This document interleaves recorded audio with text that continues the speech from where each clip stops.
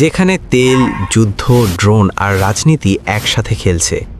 এই ভিডিও শেষ না করলে ইরাককে তুমি কখনোই পুরোটা বুঝতে পারবে না।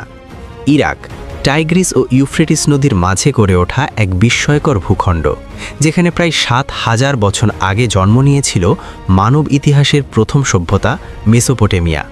আর আজ সেই ভূখণ্ডই আধুনিক বিশ্বের সবচেয়ে স্পর্শকাতর ও কৌশলগত রাষ্ট্রগুলোর একটি।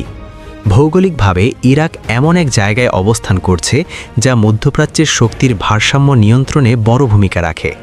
ইরান, তুরস্ক, সিরিয়া, সৌদি আরব ও উপসাগরীয় অঞ্চলের মাঝখানে থাকায় এই দেশটি কার্যত একটি প্রাকৃতিক সামরিক ও বাণিজ্যিক করিডোর।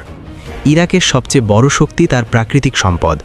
বিশ্বের অন্যতম বৃহৎ তেল মজুদ এই দেশের অর্থনীতির মূল চালিকা শক্তি, যা শুধু দেশীয় উন্নয়ন নয়, আন্তর্জাতিক রাজনীতিতেও ইরাককে গুরুত্বপূর্ণ করে তুলেছে। বহু বছর যুদ্ধ ও অস্থিরতার পর ইরাক ধীরে ধীরে তার সামরিক বাহিনী নতুন করে গড়ে তুলেছে।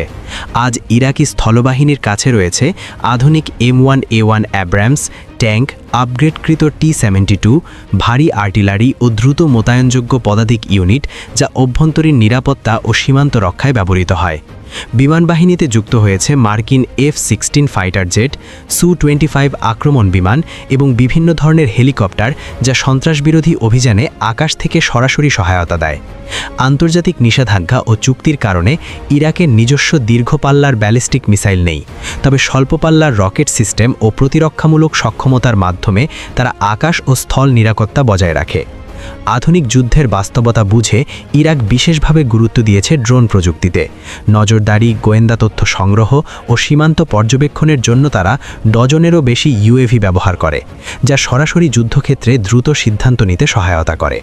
এর পাশাপাশি পপুলার মোবিলাইজেশন ফোর্সেস নামের শক্তিশালী আধা সামরিক বাহিনী IS বিরোধী যুদ্ধে ইরাকের অস্তিত্ব রক্ষায় গুরুত্বপূর্ণ ভূমিকা রেখেছে এবং আজও দেশের নিরাপত্তা কাঠামোর একটি বড় অংশ।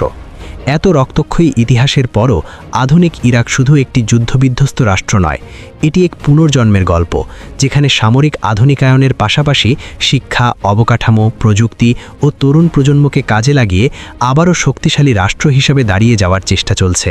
আর সেই চেষ্টাই ইরাককে ভবিষ্যতের মধ্যপ্রাচ্যে একটি নির্ণায়ক শক্তিতে পরিণত করতে পারে। ভিডিওটা ভালো লাগলে লাইক, কমেন্ট ও সাবস্ক্রাইব করে পাশে থাকেন।